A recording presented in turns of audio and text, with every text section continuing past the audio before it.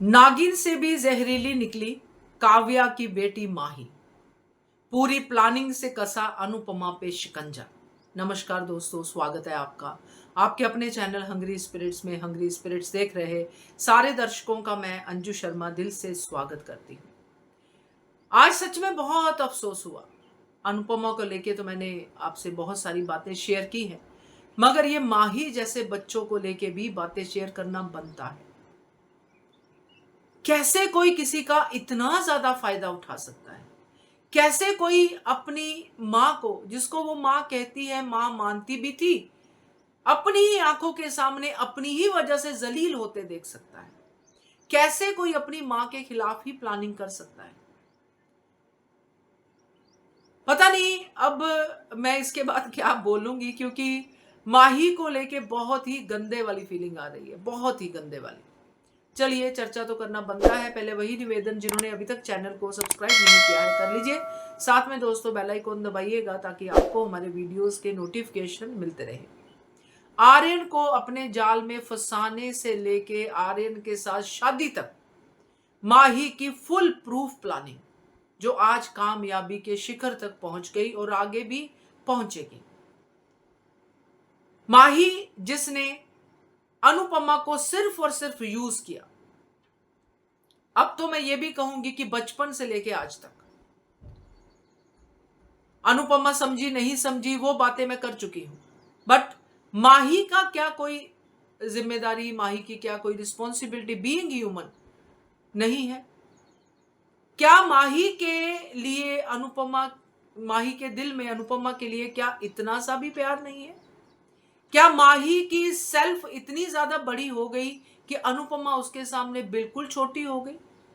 Doormat, dustbin, जो भी कह लो, सब शब्द अनुपमा के लिए माही के दिल में कि ये तो मानी जाएगी, मैं मरने की धमकी दूंगी, ये तो मानी जाएंगी, मैं कुछ भी करूंगी, ये तो मानी जाएंगी।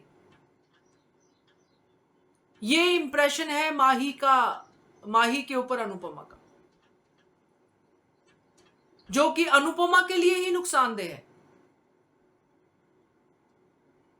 अनुपमा के बच्चों की अगर हम बात करें तो ये माही सबसे निकम्मी, सबसे ज्यादा एहसान फरामोश, सबसे ज्यादा घटिया निकली है। क्योंकि अगर हम किसी और की बात करें तो किसी ने प्लानिंग नहीं की है मम्मी के खिलाफ। तोशु की बात ले, तोशु ने मम्मी को जेल भेजा। तोशु की कोई प्लानिंग नहीं थी, उसने सिर्फ इसलिए मम्मी के बैग में वो हार डाला क्योंकि उसको लगता था कि मम्मी की तलाशी नहीं होगी। मम्मी फंस गई, वो डर गया, वो बोल नहीं पाया, जो भी कुछ हुआ गलत हुआ, मगर प्लानिंग नहीं थी। पाखी की प्लानिंग नहीं थी कभी मम्मी को फंसाने की। राही की प्लानिंग नहीं थी कभी मम्मी को फंसाने की। जब आद्या थी तब उसने किया, गुस्से में किया, सब किया, मगर फंसाने वाली ऐसी फुल प्रूफ प्लानिंग नहीं थी। इस एक्ट्रेस की भी मैं दाद देती हूँ जो माही का किरदार कर रही है। जिस तरह से वो स्माइल करके लोगों के दिल में अपने लिए नफरत पैदा करती है, कमाल है। जो ऐसी नागिनें होती हैं जो देखने में बड़ी ही मोह जाल वाली लगती हैं, मगर अंदर से इतना जहर लेके घूमती है, उनमें से एक ये माही है।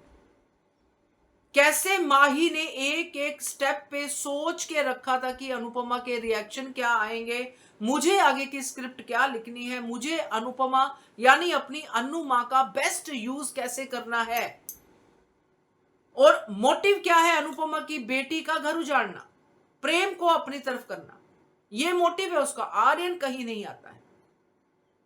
आर्यन महज एक छोटी सी सीढ़ी है इसके लिए।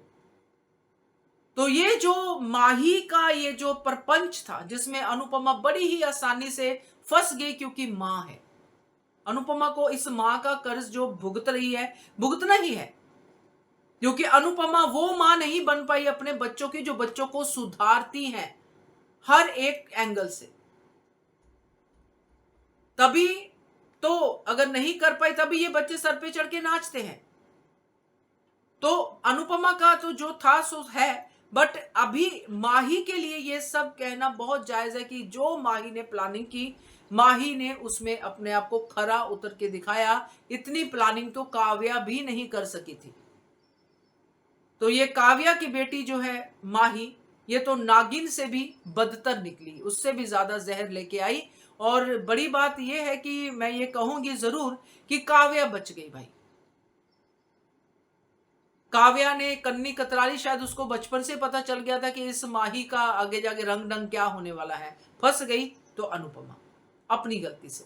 तो चलिए इस बात को यहीं पे समाप्त करते हैं। इस नागिन से भी ज्यादा बदतर माही के लिए आपके पास भी बहुत कुछ होगा बोलने के लिए, बोलिएगा, कमेंट कीजिएगा। देखते रहिए channel hungry spirits. Thank you so much.